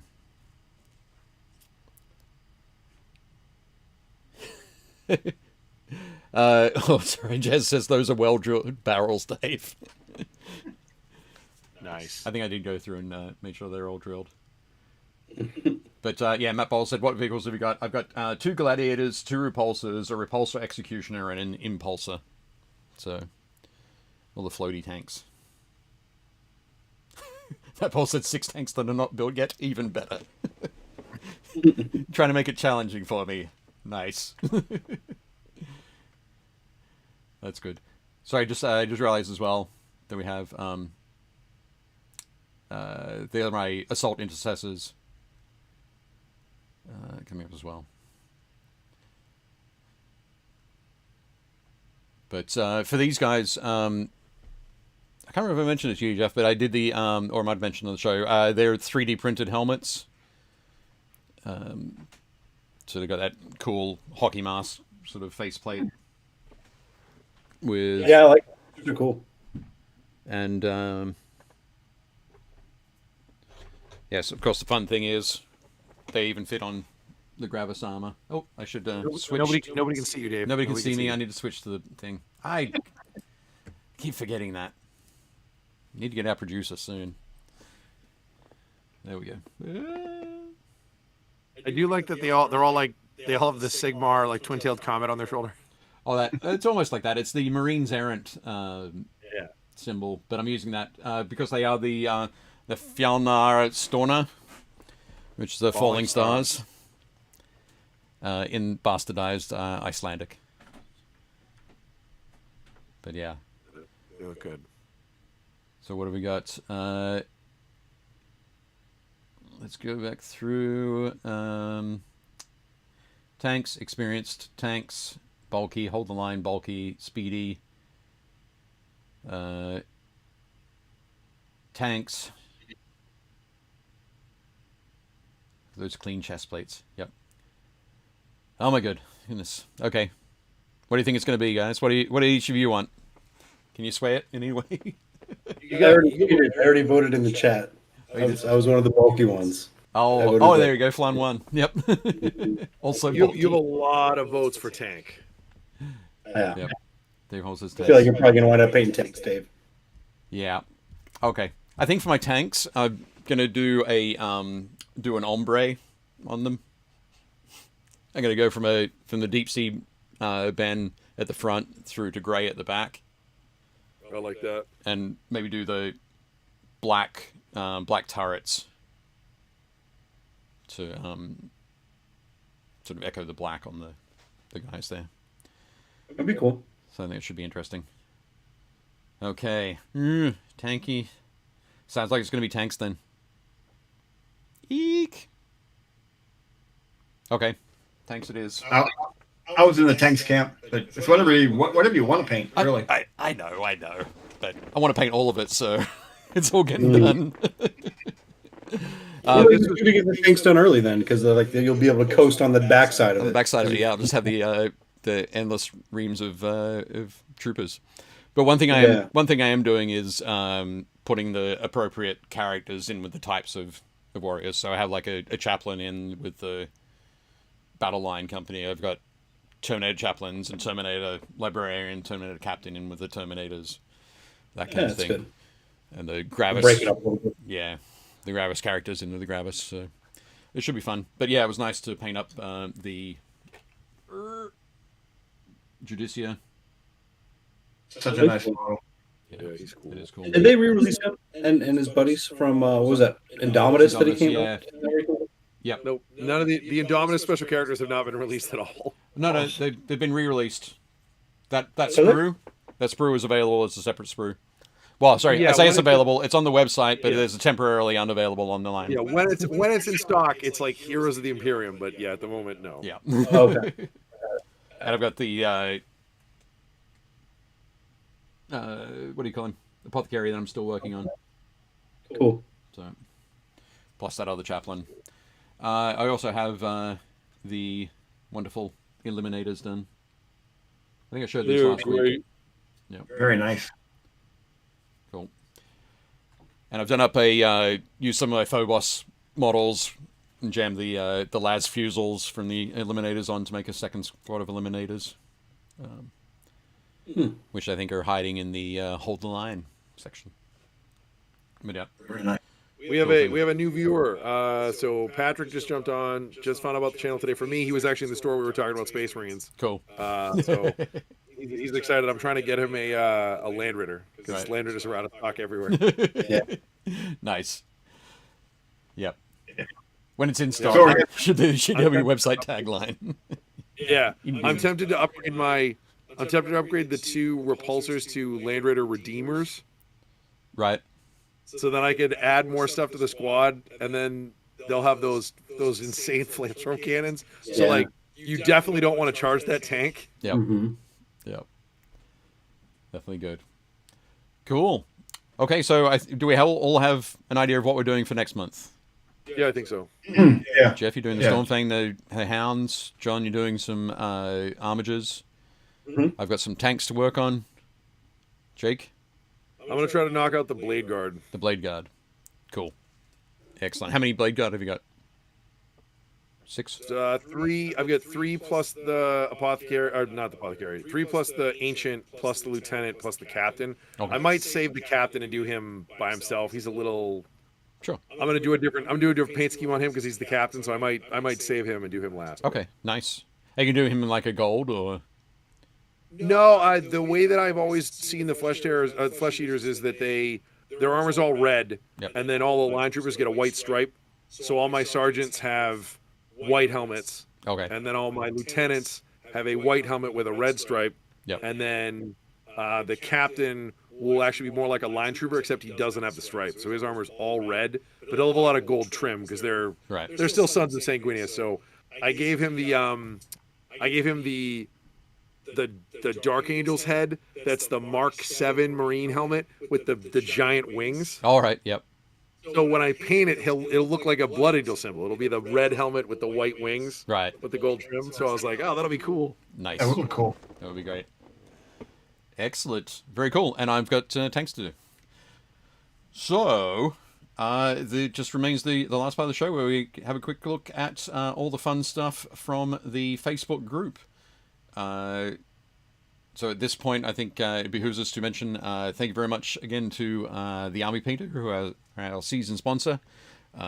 check out their link below. Particularly go and have a look at their video they dropped last Friday about their Warpaint Fanatics revamp and everything that's happening with that. Additionally, if you are watching and you haven't subscribed yet, make sure you subscribe. We're hoping to reach 500 by the end of the year. I think we're at almost 350. Didn't quite get to 350, but we're almost there. We said we'd like to hit 350 for the end of the month, and we could do it. We're only 8 people away, so hopefully. So close, we can get there. The other thing you can do if you like to hear people talking about toy soldiers who know what they're talking about, check out Jeff's weekly live stream on Saturday mornings. Is that correct? It's 10 a.m. our time, 7 a.m. Arizona time. Yeah, 10 a.m. Eastern, 7 a.m. Arizona. So. Yep.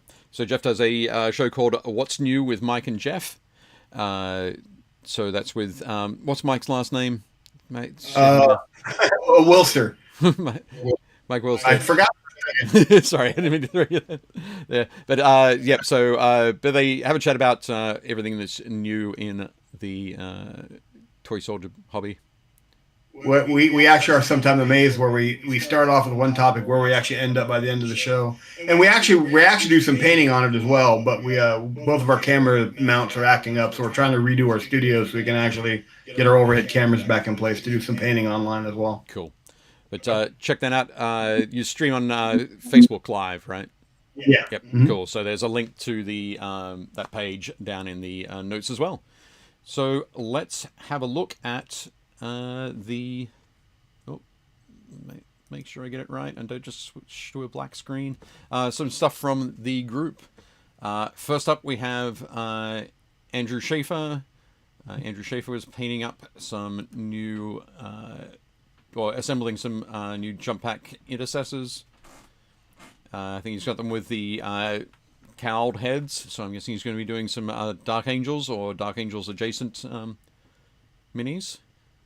I think his original post he had, he was excited about his jump pack chaplain that he'd given a fist and a combi weapon to, but then in the course of our conversation he realized that he had to switch it back to the Crozius and the combi weapon. But looking forward to seeing those painted up, Andrew. Next up, we've got some models from Chris Gorka. Chris has painted up an Infinity posse, warband, crew. What are they called? What are they called in Infinity? Team. Team. There we go. Let's go with team. Team's a good one. But yeah. Fire. That's how they're built up. What's that? I haven't played Infinity in forever. I forget. Are they called fire teams? Like you build them into groups of fire teams? I don't know. That sounds like it. That sounds good. But yeah, these look they're really sweet, Chris. Loving that red, white, and black and silver combo. Looking awesome. We've got a couple of individuals as well. Let me bring those up. I love the way Infinity looks. Like I'll be honest. The more I think about it, I'm never gonna play that game because I don't want to build a bunch of spindly metal models that I have to pin vise everything. But I love the way their stuff looks. Every time I look at it, I'm always like, should I start an army? And then I'm like, yeah, I don't want to do that. Yep. But yeah, they're gorgeous kits. Their models are really nice. Yeah, the aesthetic is very beautiful. And those are gorgeous. Yep. Matt says those swords look great. Just says, wow, very clean. Scott says, nice stuff, Chris. Indeed. Yeah, I like those hooded figures on the right quite a bit. They're really cool. Yeah. They look awesome. Nice stuff there, Chris. I believe these are all from the Pan Oceania. Yeah, they look like they have all like knights and stuff. Mm-hmm. That's the other thing too that always gets me. Like the lore for their game is really cool, and all of the factions have a really cool look that's very different from all the other ones. So it's one of the few games where I like the way all of the factions look. So I play Ariadna, and it's exhausting too because you'll do as much stuff in your opponent's turn as you do in your own. It's a good game though. I really enjoy it. The models are gorgeous. Yep, absolutely. Cool. Oh, he says that I think these will be available in the charity auction. I think you were correct there, actually, Josh. So I think Chris said these are coming up in the Nova Open fall charity auction. So if maybe you don't have to paint any, Jake. Maybe you just have to put some money in and win these. Once that, but then I'd have to learn how to play this game, and then I'd have to paint more models. there are plenty of people who will teach you. But when that charity auction drops, we'll let you know and post the link. Next up, Chris Jones has been playing around with some of the AK masking putty. So great product. Great product. Have you guys worked with masking putty at all? Yeah, I've used the masking putty. It's really fun. We carry the AK masking putty. Right. I've used the chipping medium from them before, and I use it kind of like masking putty, where I don't spray it on in a flat coat. I kind of dab it on in corners and then remove it for chipping and stuff. But cool. Yeah, I've not tried this yet. It looks cool. Yeah, Jeff. Jeff, have you used it at all? I have not had a chance. No, I want to. I want to give it a try. I've heard good things. I think Chris has done a great job here with that airbrushing that green and then putting the putty on and airbrushing the red. I like the Or such the other way around. result. Pardon? I like the such result. Yes, such result. Much putty, such result. Wow. No, definitely cool. Awesome. Thanks for sharing that, Chris. That was good. Next up, we've got Chris Kemig, who went to a Horus Heresy event over the weekend. I think in Kansas City. Yeah, I think that's right. Called Taking of Ferrix. Not sure. But it's the guys who ran the narrative at Adepticon last year, the Horus Heresy narrative stuff. Ran another event here, which so 5 games over the weekend, all narrative. And they're continuing this on at Adepticon next year. So looking super cool. There's Chris's Imperial Fists lined up at the back of the board here. Looking good. Loving that terrain as well. Some laser cut MDF, I think. Mm-hmm. But yeah, looking really good. Very nice. And I see a brass scorpion on the other side of the table.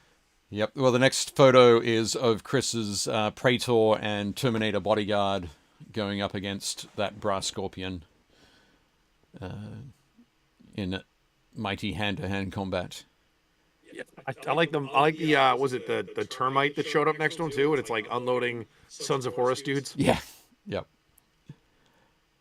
There is another photo that he had which has the brass scorpion on the table with nothing around it. I wasn't sure if that was like a couple of turns before this or a turn after this. But yeah, I mean, Terminators will do a decent amount of work against that thing. What you really want to do is throw a Leviathan at that. right. Sure thing. Chris says they're in Overland Park. You're like, I want that dead. I cast Leviathan. Like us, Leviathan. So many Leviathans. Yeah, Chris said they were in Overland Park, Kansas. So not Kansas City itself, but nearby. Nice. Next up, one for you, Jake. We have Clay Williams has posted his Dante. Oh yeah, this is really nice. Glorious Dante on Tactical Rock. So this is a spectacular job. Clay's done a beautiful work on it. One thing that was interesting, some friends of mine shared a photo of another painter, brilliant painter, doing some awesome NMM on Dante, and it painted. If you see the toes on the armor there, on the boots, I'm pretty sure they're supposed to be like. They're not supposed to be skeletal toes, but they're supposed to be representing skeletal toes. They're armor. This is the way I would paint them. So that they're gold. They're part of that gold armor. Maybe they're not skeletal toes. Maybe they're just toes. But we saw one where they were actually painted as toes. Like they were exposed out of the power armor, like open to the power armor. He's wearing power sandals. Power sandals, yep. Nice. Tacticus sandals. So it was an interesting choice. But yeah, I think I like Clay's approach a little bit better. I love it's a gorgeous model, but I love the axe. The work on the axe is just phenomenal. Yeah, Yeah, that's very cool. it's beautiful. Yeah. I also like the non-metallic metallic chrome effect on the barrel of the gun. Mhm. Right. Mhm. Yep. Yeah, definitely awesome work. Yeah, Clay's down in Huntsville, M3 Studios, but beautiful stuff. Beautiful, yeah. Absolutely. Yeah, Matt said, I saw that picture where they painted them as real toes with toenail polish. It was great. Josh says this little piggy goes to market. Excellent. Next up, we've got some models by a guy called Jeff Smith. Any of you heard of this guy before? They're just unforgiven. So some fantastic Infernus Marines. They look great, Jeff. Really nice work. I love that you were able to work that red weapon casing in there as well. Yeah, I'm very much a standard. If it's old school, I try to do it, and that's kind of how I always remember Dark Angels having all the red. So Right. I think it really helps them. It gives them a nice pop of color because otherwise they're pretty. I mean, they're Dark Angels, so they're supposed to be kind of dour and sad, but like having that pop of red really kind of brightens up the whole model, I think. Yep. Mhm. Yep. and everyone needs a splash of color. Yep. But no, beautiful work. Next up, I think Jim. I think these are Jim Broadbent's. Some Nurgle Plague Marines. So we've got those coming in. They look very cool. They've got lots of sort of grimy bone and drippy green sort of look to them. Yeah, I saw these in person. Yep. So he painted these up for my business partner Ray. Cool. And Ray's a good painter, but Ray has like a zillion projects going on, so he farms out a lot of units. So he has like multiple armies working. He wanted these painted with like an Iron Warriors kind of base scheme, which is why there's lots of like silver and brass. Right. And then he also wanted them like nurgled up. So like Jim did like the base armor gold and brass, and then did all like the nurgly goodness to them afterwards. Yep. No, they look great. Nice work, Jim. Very cool. Next up, we have a model from Josh Potter. This was his reimagining of Radagast the Brown. Pinning up I think, was this a Ralpatha or a Reaper? No, this was a Reaper wizard. Yeah, I think that's Reaper. Looks fantastic with the owl raised on his hand. Looks very nice. Josh was saying that almost every wizard you see is a Gandalf ripoff. So definitely nice. Gandalf's the best. What's that? It's because Gandalf's the best. Nah. I always thought Gandalf was the best, but after Sylvester McCoy's Radagast in The Hobbit, it's like, nah, now I get Radagast. He's awesome. Very cool. But I think Josh has done an awesome job there. Very cool. Next up, we've got some photos from Kelly Rowe. Kelly's been painting up a whole bunch of MCP recently. So we've got Ultron is the first one. It's a fantastic sort of flying, floating... Not really floating, but flying Ultron. This model really weirds me out. Like I saw the model, and as soon as I see it, all I can think of is what's her name from The Incredibles. I'm like, no capes. Like, yep. Yeah, the cape does kind of stand out as being sort of fairly separate from the model. yeah, I'm like, Ultron's super cool. I'm like, why does he have a cape? Yep. Now, if you have a cape, you want to have it sort of molded to the body. You want it working with the pose. Not sure if this does that, but that's not Kelly's fault. But No, I mean the model looks good. great. Like the light effect on the ground around the fire is really cool, and yep. the way Ultron looks like he's kind of like lit from within with fire is really neat. And again, the cloak looks great. I'm just like, why is Ultron wearing a cloak? Isn't this from the new core set for Crisis I think it Protocol? is, yeah. It's brand new, and it's the Earth's Mightiest, which is the Avengers. Yeah. More The money. models are great. The models in that set, the new poses are great. I don't know if he has it on here, but like Kelly also did the new Captain America, and he looks rad. Yep, I do have it on here, so that's why I mention it. So next up we've got Gambit as well. Looks fantastic, and Kelly's taking an approach that's very similar to sort of Chris Gorka's approach. There's a lot of desaturated colors in there, the browns and the even the blues are desaturated, which really help that magenta arc of energy there really pop. You can really see how Cajun he is in this picture. I guess so. I'm not sure where you're going with that, Jake. The pink. It's a letter J for jambalaya. It's right there. It's okay, radio. Okay, there we go.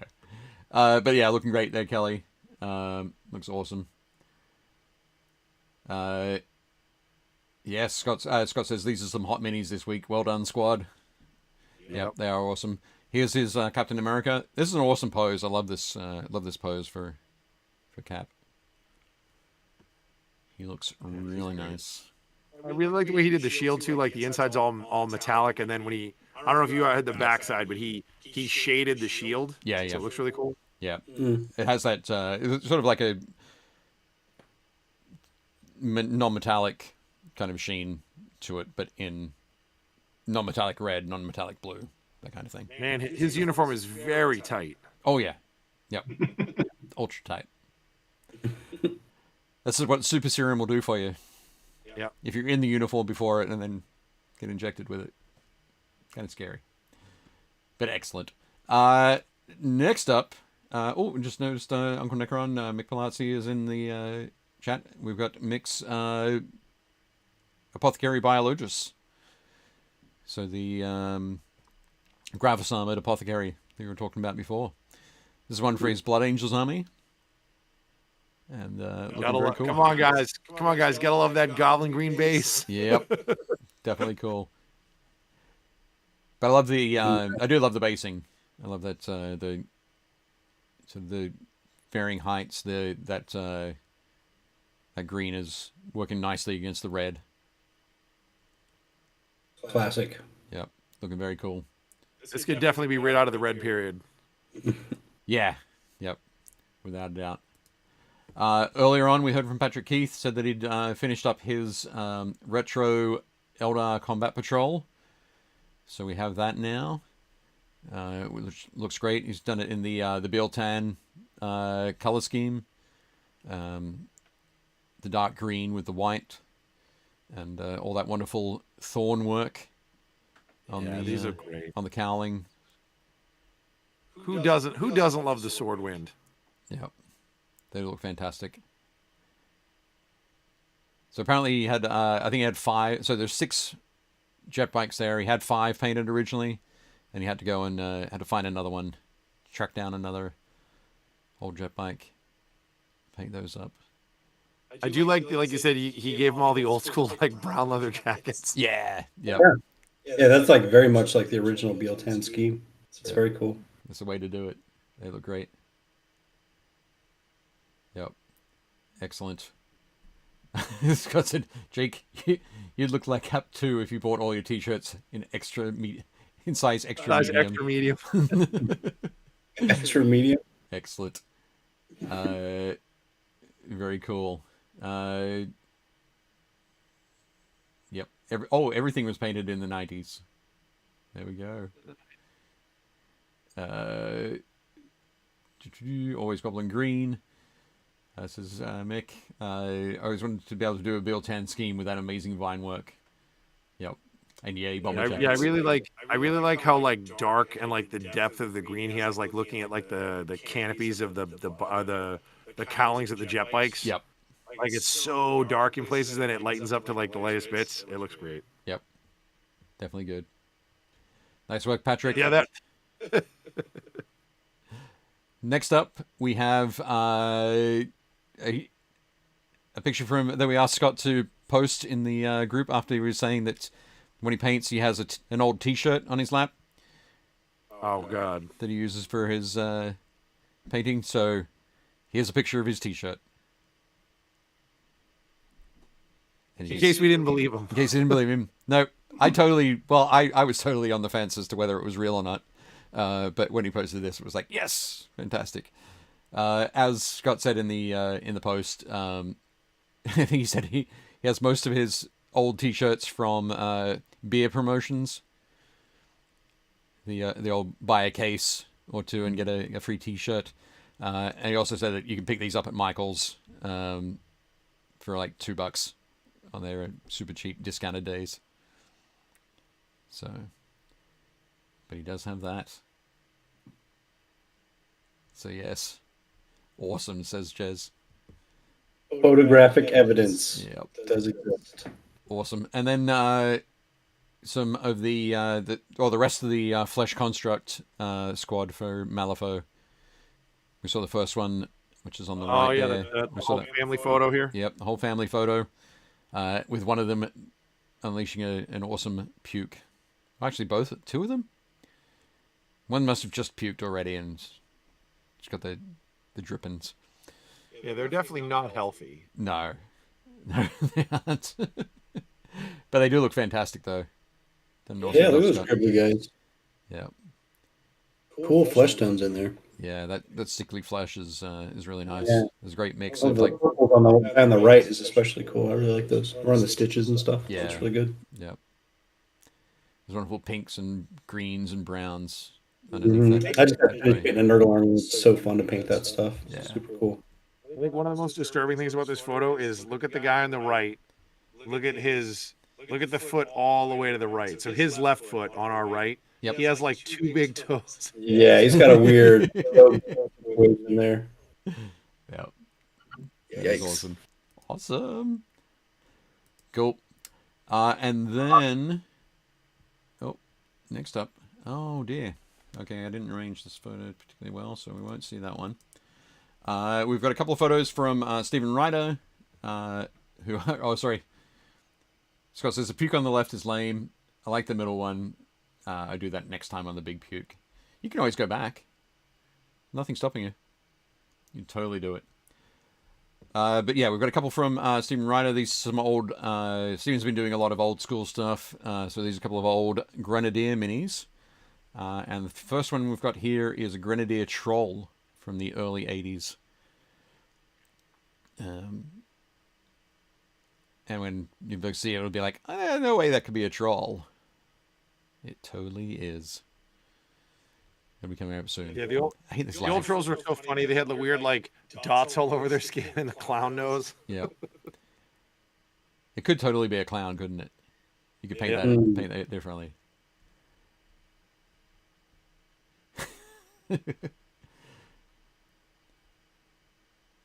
Josh says some people have toe thumbs. This guy has thumb toes. But yeah, Jez, old troll indeed.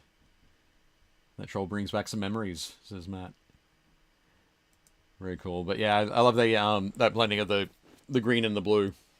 Yeah, it looks cool. Just a great troll skin tone. Really nice. Yeah. As Cliff says, Grover. It does have that kind of... And he runs over to the camera and he's like, far! Yep. Looks fantastic. And so the last photo we've got from the Facebook group is Stephen's other old school Grenadier model, a shambling mound. Oh, nice. Yep. Classic monster. And photographed in front of his Squat Warriors epic box. Dude, he looks like Man-Thing. Or Swamp Thing. Swamp Thing, for sure. He does look great. The thing is awesome. Love that crazy. It's definitely like a 80s cryptid feel. Mm-hmm. That's very cool. Yeah. An awesome shambling mound. Yeah, that thing's good. What was that weird sludge monster from Warhammer called? The Albion thing? Oh. Remember that? Yeah. The Fen Beast. Yep. Fen Beast. Albion Fen Beast. Yeah. Yep. Yeah, that was totally a shambling mound. Mm-hmm. That was good. Beautiful one. But no, fantastic. I'm sure that both Josh and Stephen have a large sort of treasure trove of ancient minis that we will get to see more of over the coming weeks. Yeah, I love that stuff. It's cool. Yep. Awesome. But no, looking great. Okay, that is it. So all of those photos that we saw this evening were from the Facebook group. Let me just hit that. There we go. That transition button. So swing us back to all four of us. So yeah, fantastic minis there. Thanks everybody for posting those. Keep posting your minis. If you are going to join us on our crazy Tale of Four Warlords adventure, we're more than happy for you to be posting about that in the Facebook group. We'll be posting progress as we go along. And then each month, so in a month's time, probably 4 weeks' time, we will meet up again and talk about our progress and what we're going to work on next. So everybody get your thoughts together as to whether it should be stompy, speedy, experienced, bulky, or hold the line after I do. Always bulky. Always bulky. Always bulky. Okay. I'm actually excited to paint those. I got, I was talking about pinning flying models to bases last week, Jake. Yeah. So, Oh, nice. Nice. an Inceptor on this cool 3D printed piece of wreckage. Very cool. And believe it or not, like pinning is so weird. Like we were talking about this last week and how it's kind of a lost art and a lot of people don't do it. And I swear to God, like 2 days ago, this couple came into the store and it's this young couple and the wife was building a model. It was something that she 3D printed and she was like, oh, it's this big like robot guy and he's like standing up and she's like, but I keep gluing it together and it won't hold together. And I was like, well, describe what it looks like. So she describes it, and I was like, "Oh, it's because you're using super glue." And like Dave and I talked about last week, super glue is really good in two directions. Like it wants to go this way, but it's not really good against shearing force, which is why you can break the mold. So she was like, the model is like has like a big arm like this. So she glues it on, and then as soon as she lets it go, it slides off. And I was like, right, because it wants to bond this way. It doesn't want to bond this way. So she's like, oh, is there a way to fix it? And I was like, yeah, you should pin the model. And they looked at me like I was speaking another language, and I was like, this is exactly what we talked about. So I was like, yep, you're going to get a device. I explained, I was like, you're going to drill into the model and you can do multiple pins depending how big it is. And I was like, think of the pins like the skeleton. But it's so weird how all of the hobby tricks that we all take for granted, most people don't even, like, it's not even part of their vocabulary. Like, they're like, what are you talking about? And I was like, oh, okay. Once I explained it to her, she's like, that sounds great. I'm going to do that. Thank you so much. And I was like, yeah, no problem. So, but it was just weird that like this is like the third conversation we've had about painting in the last like 5 days. Yep. Awesome. That's cool. Okay, so we all have our tasks. We know what we're going to do. We'll post about it on the thing. If you want to join us, as I said, anybody who is watching, please definitely join us and post your stuff. Have some fun. It's not the whole idea is not to be sort of aggressively bully people into finishing their stuff. We'll just be politely bullying people into finishing their stuff. Yeah, we'll be gently encouraging. And we'll be celebrating all achievements. It'll be a good fun time. We're excited to get going on it. Hooray! For John, sure. are you gonna name each of your knights? Yeah, I'll get thematic with it. I think I'm going to do like a different kind of like backstory. I mean, I only have 7 models, so it's just like I have to figure out something that's going to make them stand out and be kind of unique from one another. So, Cool. yeah, I'm going to go down that route. I just have to kind of decide what angle I want to do with that and where I want to start. Awesome. And you said you're doing them as they're going to be loyalists. They're going to be loyalists, but I'm also going to use them in heresy. So I want to be able to make them look like they could pass as traitors or renegades in the heresy. Okay.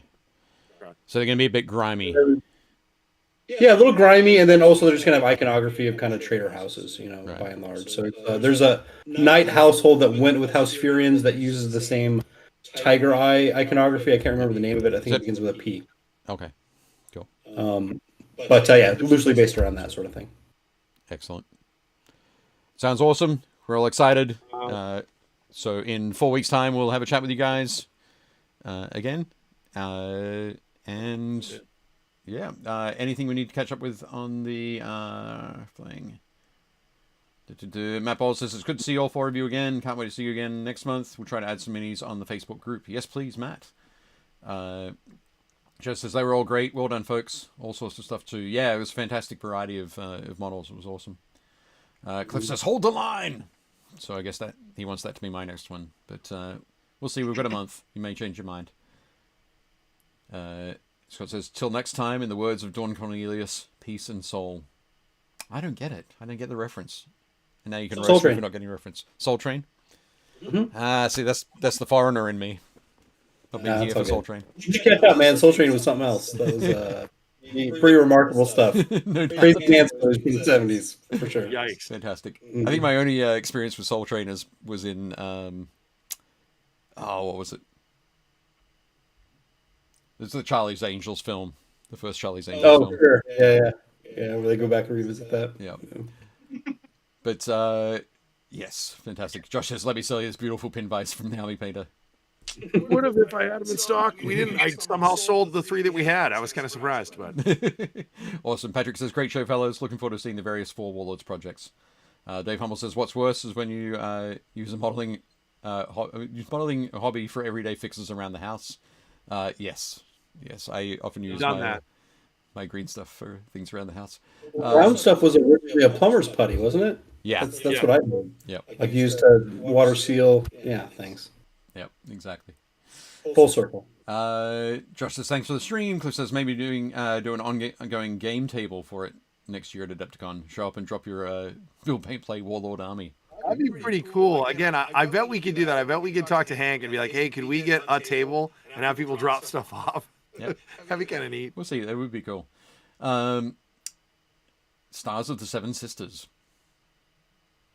Okay. Unless that's going to be Matt's army. That'd be cool. That could be cool. I like that. Yep.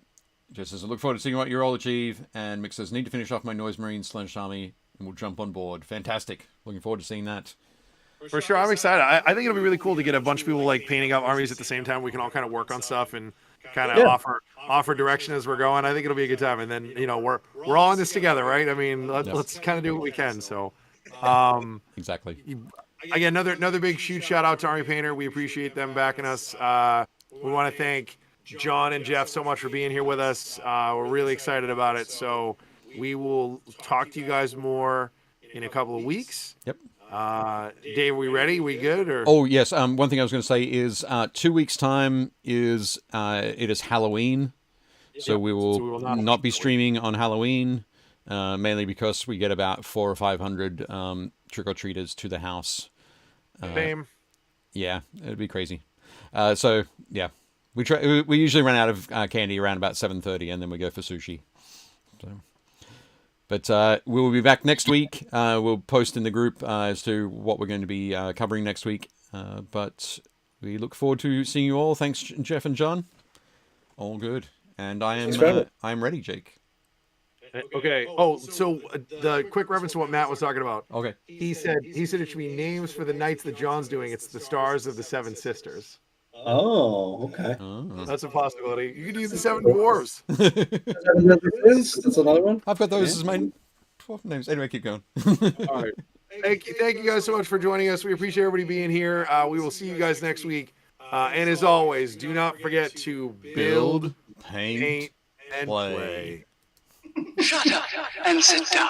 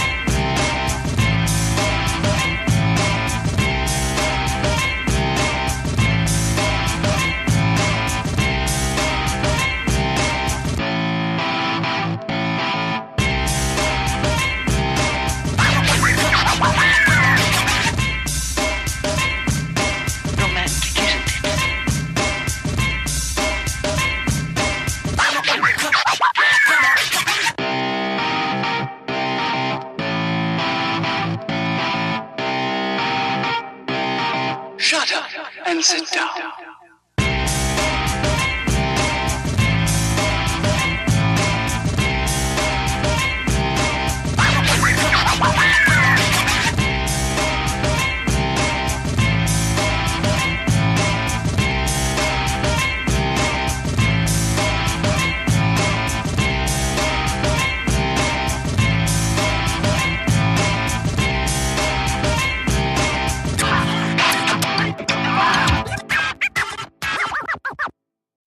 Shut up and sit down.